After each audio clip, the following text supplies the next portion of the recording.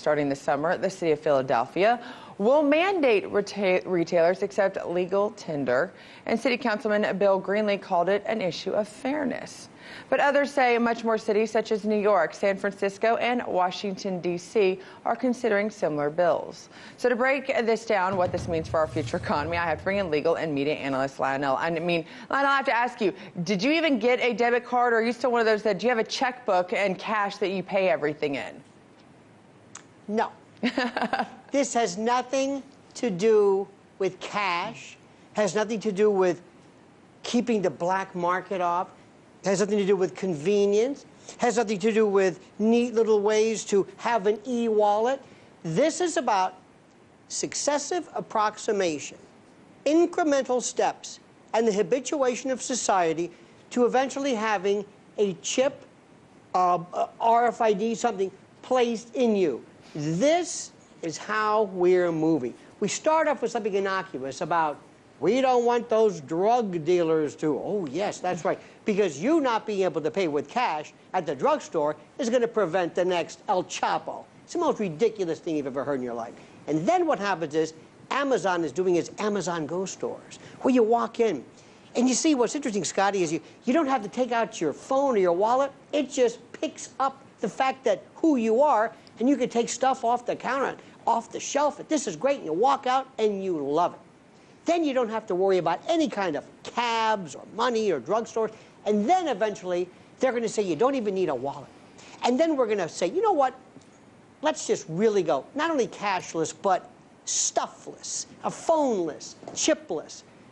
The moment, remember this, mark this, somebody put this in the museum.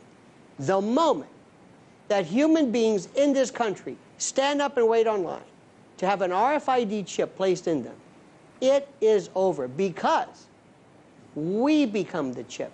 We are an organic molecule surrounded, basically, we're like a transmitter, surrounded by a carbon shell.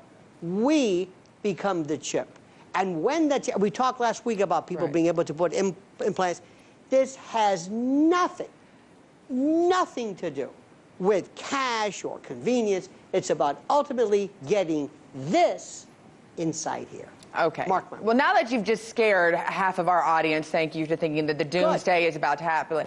Let's before we go to that, there's going to be the point that a lot of people are saying that the concerns are actually because we've been taking off the gold standard. Dollar bills can be printed off a printer way too easily. This is a better accountability form.